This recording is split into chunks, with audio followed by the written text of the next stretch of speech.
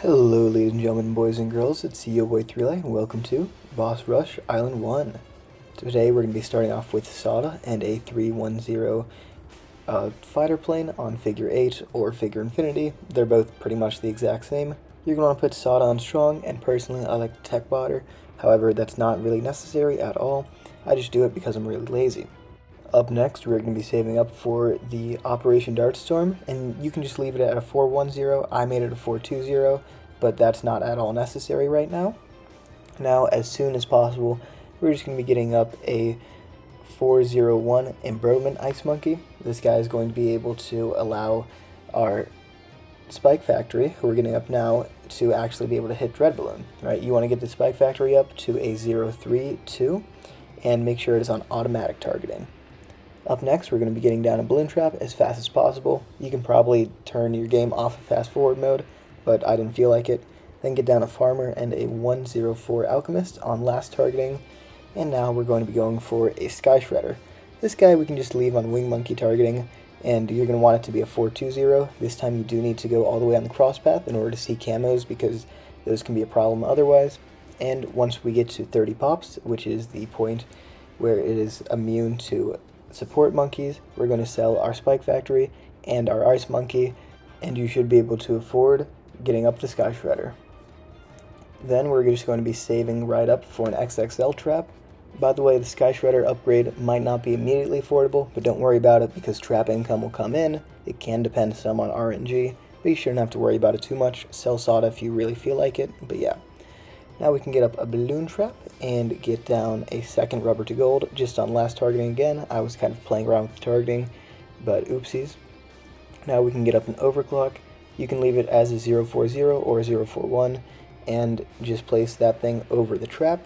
And now we can overclock our Monkey Ace once, and we'll be going for something next because we have the military immunity very soon. We're just going to be getting up a 052 Carpet of Spikes, and then for support we're going to need to place down a 401 Embroiderment, because otherwise the Carpet of Spikes isn't actually able to hit the boss, and in my opinion our damage dealer being able to deal damage is kind of important, but correct me if I'm wrong. Up next we're going to be going for a Flying Fortress. This guy is very powerful, but before we get it we're just going to go for one more Overclock. Overclocking it is obviously it's a great way to deal plus 66% damage. I mean, who can complain about that? But yeah, just get down a 205 Flying Fortress, and once the immune to magic phase is over and it's immune to support, we're going to be overclocking only the Flying Fortress instead of the Flying Fortress and the Carpet of Spikes. If this guide has been helping out, be sure to leave a like, subscribe, and use code YOBOY, that's YOBOY, in the BTD6 store. Until the end of June, I shall be donating all money that I get from YouTube and the creator code to the Sarcoma Foundation in honor of Technoblade, of course, because he did die June 30th, so until the end of June, all the money will be going there. You can see that I got down a permanent brew in order to buff both the Spike Factory and the Flying Fortress. The placement I put it is, kind of the ideal spot, but if needed, you can just place it wherever it's going to be hitting both the Spike Factory and the Ace. Up next, we're going to be getting down all Tier 5 Dart Monkeys so that we can get down the Paragon once we're at 90 pops.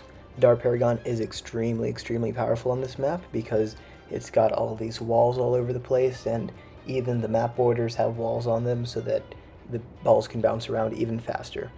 Before we get up the Dart Paragon, I like to get up Jungle's Bounty, which is just so that we can get up Spirit of the Forest even faster, and I slow down my game a little bit, of course, so that I can really get up the Dart Paragon as fast as possible. We're going to be selling the Flying Fortress and the Carpet of Spikes in order to afford the Dart Paragon nice and fast, and make sure you're upgrading the middle path Tier 5, the Plasma Monkey Fan Club, as we're going to be selling this Dart Paragon later, and it's ideal to get a higher sell value, therefore you must upgrade the most expensive one.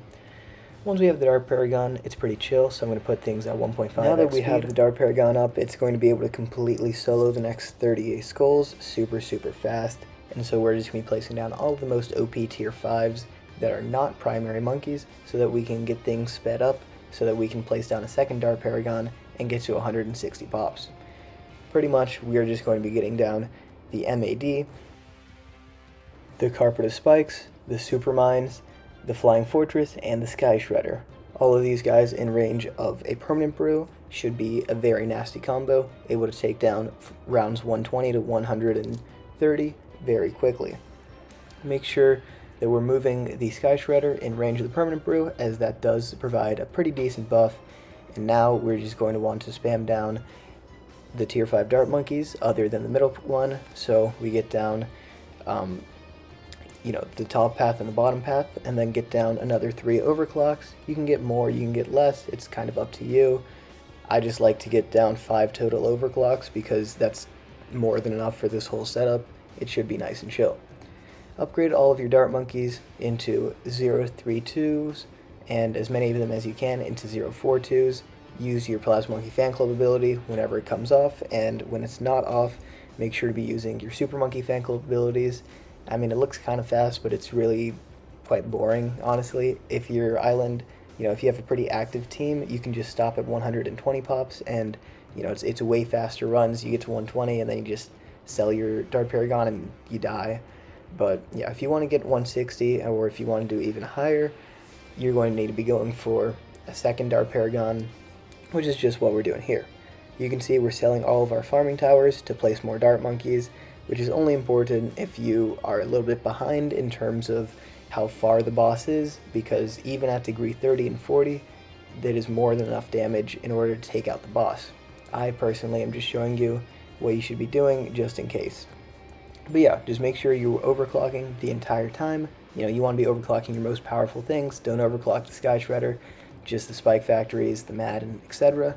And then you can sell everything, get down a degree 60 plus, right? You just sacrifice all of your money to the Dart Paragon, and you're actually going to want to put it on last targeting here, because occasionally, look at these guys, there's 2 of them who snuck by and they're primary immune, and if I didn't set this guy to last targeting, then we would have died to them. Oops. But yeah, you can get down whatever other towers you want to help out, but really, especially if you ever get a degree 60, it's game over, right? This guy's able to absolutely demolish. But even on that last bend of the track, because of how close it is to the wall, you're going to be easily getting 10 plus pops if you're behind. So don't worry about if you're late for getting the Dart Paragon. You should pretty easily be able to get 160 pops. You can see here I'm kind of messing around with other towers, but I end up cutting that stuff out because getting anything else up, I mean, at 160 pops, it just doesn't do anything, right? So we get to 160, and now we're done. Hope this helped you out. See you next time. Peace.